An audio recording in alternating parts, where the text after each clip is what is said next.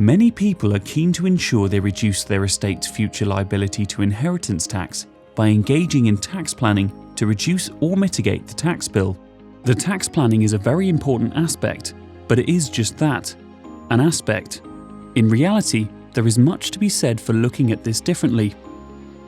Think about estate planning first, with tax planning second. The two are symbiotic, but should be led by estate planning. How does estate planning differ from inheritance tax planning? And how can you go about making sure you find the best solution for your situation? Estate planning is about taking steps to protect your estate for future generations, not especially about reducing tax.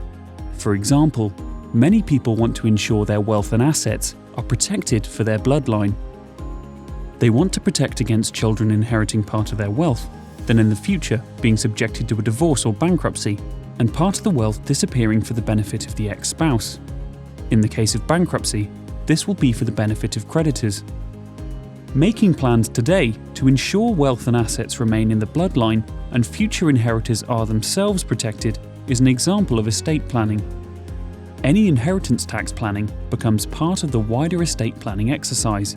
For many, this requires a delicate balance between the needs of the individual or couple today and the future well-being of their beneficiaries.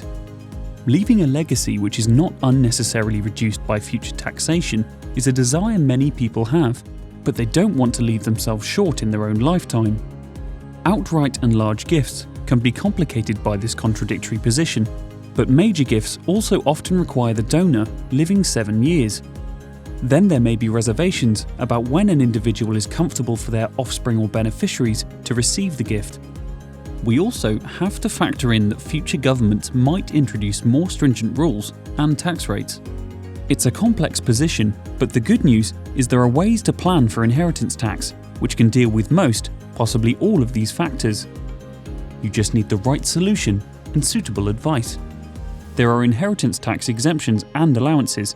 Making sure these are properly used is a simple but highly effective step. There are gifts, which can be made on a regular basis in a drip feed fashion. For example, every individual can make a gift of £3,000 per year, which is immediately outside of the tax loop. There are investment schemes, such as the Enterprise Investment Scheme, where the value of the invested sum is outside of an estate for inheritance tax purposes after just 2 years. Which of these or other possible tax-saving options work best for you will be dependent on your circumstances and wider estate planning. How you use these will be subject to a skilled appraisal of your situation, aligned to your wishes. The key is to make sure the estate planning and inheritance tax planning are coordinated into a plan which meets all your requirements, both short and long term.